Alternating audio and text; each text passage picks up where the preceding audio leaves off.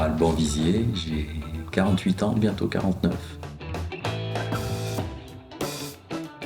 Ce qui parle le plus aux gens, parce que c'est assez vaste, c'est vraiment le menuisier du fer. C'est-à-dire qu'on va aussi bien faire des portails que des structures métalliques, que des pergolas. Je peux avoir des projets très sympas. Je fais de la rénovation sur des vieux éléments, donc ça c'est plutôt assez agréable. Je fais des créations aussi, mais dans un style, que c'est le client qui décide en fait, finalement, la plupart du temps. Moi j'aime bien mettre ma patte, parce que j'aime bien sortir un petit peu du design conventionnel, on va dire. Parcours un peu, on va dire, tumultueux, par rapport à mon métier d'aujourd'hui, parce que j'ai été longtemps dans un tout autre domaine. Métier dans la banque. Voilà, donc changement de parcours complet.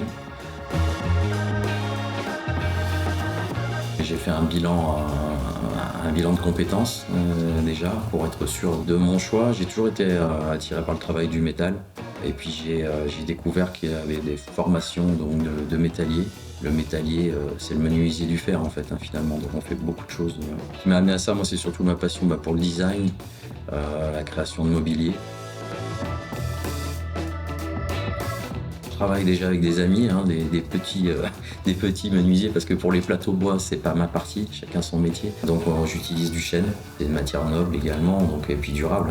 Donc c'est vrai que dans le temps, je trouve que ça se marie très très bien avec le métal brut. Après, j'aime bien aussi travailler les vieux bois. Je récupère des vieux bois, des poutres, des planches de coffrage, tout un tas de choses, des matériaux très anciens qui ont une patine.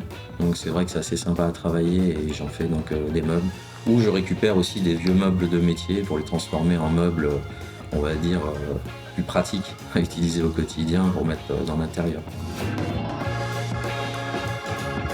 Évidemment, j'aime bien parler avec les gens, on fait les plans ensemble, ça c'est assez important. J'aime bien leur dessiner un petit peu, leur montrer un peu où on va. Et puis j'amène ma patte, ils m'amènent leurs idées. Et l'idée c'est d'arriver à faire un meuble unique et vraiment destiné à une personne et pas faire de la série, quoi. Oui, plein déjà. On va parler, si on est plus technique, on a déjà des loyers qui sont intéressants, c'est-à-dire que c'est des loyers modérés pour nous aider au lancement. Si je dis pas de bêtises, on a jusqu'à 5 ans de possibilités de bail ici à la Cure, donc c'est vraiment un bon tremplin.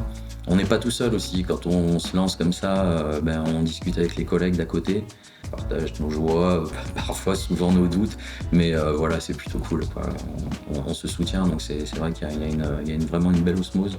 Après, à côté de ça, il y a bien sûr les gens de la Cure qui sont là aussi pour nous aider. On va pouvoir exposer nos créations directement dans la boutique.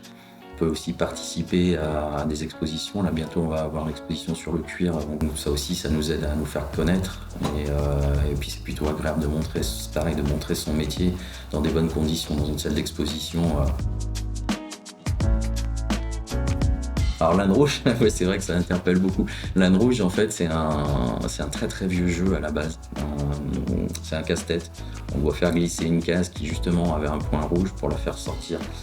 Et j'avais, pour la petite histoire, failli également reprendre les ânes, ça parlera peut-être aux gens du coin, les ânes de Renaison. Je ne sais pas si vous avez eu l'occasion d'aller faire des tours d'âne à Renaison, mais voilà, j'étais parti aussi également sur cette idée il y a longtemps.